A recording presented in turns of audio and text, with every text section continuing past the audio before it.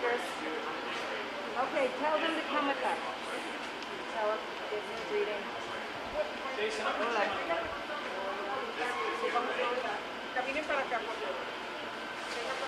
they were trying to help us here. Guys, welcome to New York. Do you know why you're here? Do you know why you're here? Very good, very good. No English, Spanish. Spanish. Do you guys know why you're here? Going this way with the volunteers. Going this way with the volunteers. Do you guys know why you're here? Do you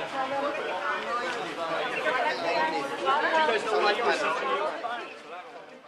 Do you know why you're here? Do you know why you're here? Yeah, dude, that's the question we all want to know. Why the heck are illegal immigrants being allowed to cross the southern border with impunity? Well, now New Yorkers are having to answer that question, and hypocritical Democrat lawmakers are freaking out over the answers they're hearing. We're going to take a look at the brilliant strategy of Texas busing illegal immigrants to New York. We're going to see the cringeworthy response from their ultra-leftist mayor. And make sure to stick with me at the very end of this video. It's fascinating. I'll reveal how red states are beginning to band together to permanently push woke values away from their own borders. You're not going to want to miss this. Greetings, everyone. It's me, Dr. Steve, your Patriot Professor, here to help you to think better so you can feel better in these crazy and turbulent times. So if you haven't already done so, you know what to do. Make sure to smack that bell and subscribe button. And gang, just as a reminder, every Monday night at 8 p.m. Eastern, you are invited to join me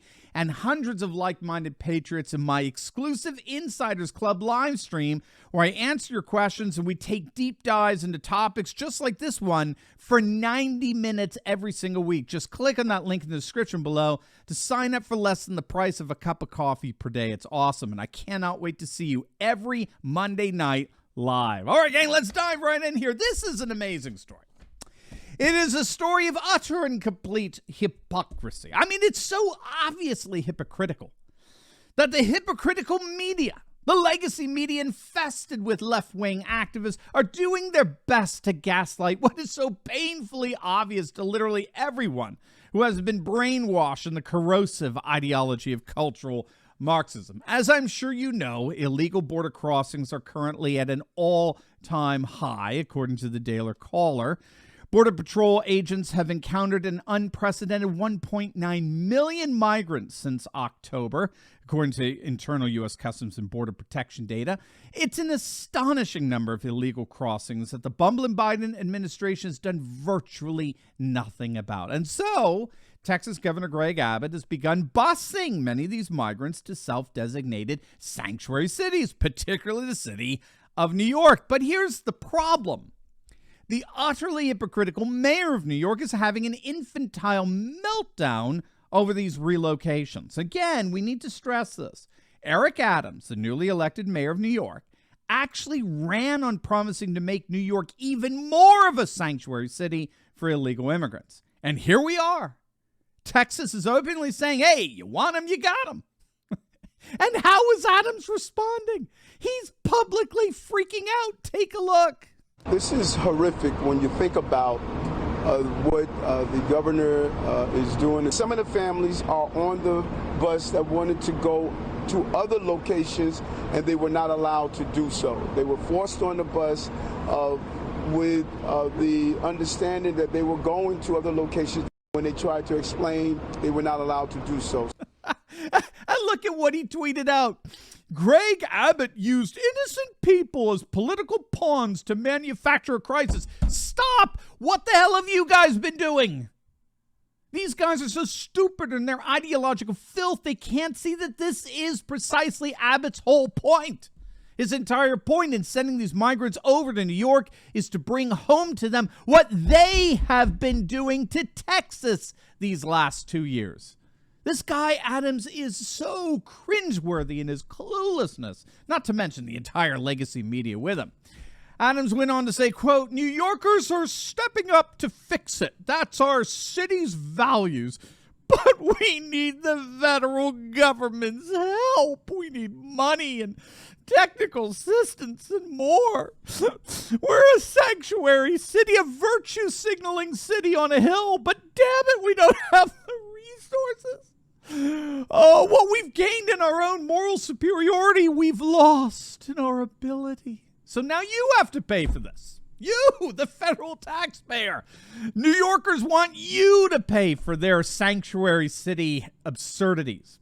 Here's the hypocrisy exposed in a perfect meme. So when illegal immigrants show up in Texas, leftists roll out the red carpet, quite literally. But when they show up in New York, they scream and cry, no, no, no, we don't have the resources. Get out of here. Go away. So Adams is livid over this, and I can tell you exactly why, because he knows that New Yorkers want nothing to do with this. Check this montage out. Fantastic. They should stick it right up Adams' ass, because you know what? If you weren't a sanctuary city, people wouldn't be coming. It's absolutely wrong. You want to come to this country? You're more than welcome. Check in at the gate. I just, to be honest with you, I just don't know what to say about that. I think that it's just too much. It's too much on the peoples, on the American people. I like for anybody to come here, but you come here illegal. I don't hate people because they come in here illegal. Don't get me wrong now, but I think people should come legal. You know, go through the process like everybody else. Are they being screened to make sure they're not criminals? You know, straight from a prison to New York. That's the only thing I will worry about. About immigrants, we all immigrants. How old are they? Were they families? Were they single people? You know, I mean, there's so many different, varying factors. So, I hope they're being taken care of. We can't continue to just let people flood across the border. It's not safe. We, as the people, can't deal with it on our own. That's the federal and the government. That's their problem. They're supposed to be able to have a solution for things that come up like this. The state of Texas can't do this alone. It wouldn't be happening with a different president, of course, a different administration, and it shouldn't be happening at all, but it should go back. They should put them all at the White House, out front of the White House. The border is a federal responsibility. To think otherwise is foolish. Who is responsible for it? One person and one administration, Joe Biden. Yeah, Joe Biden should get up off his ass and do something about it. Now, again, keep in mind, that was not Texas, gang. That was New York. Those were New Yorkers talking like that. And if New Yorkers are talking like that, then you know why Mayor Adams is freaking out over this. Adams is freaking out because after all of his sanctuary city BS that he's been throwing around these last several months, after all of this utter and complete nonsense, he's finally getting called out on it. All right, you want New York to be a sanctuary city? You guys are all in for that? Here you go. Here you go. Here's what you wished for right at your front step. Now, I got to say, I think this is a brilliant move on the part of Greg Abbott, the Texas governor. It's brilliant on two fronts because it's brilliant both in terms of removing illegal immigrants from Texas, but also at the same time exposing the rank hypocrisy among our coastal elites who say one thing but always end up doing something quite different, right? Rules for thee, not for me. Now, there's a fascinating proposal here that, interestingly, is actually coming from a self-designated liberal, and that's my namesake, Jonathan Turley, the professor of law at George Washington University, a Fox News contributor.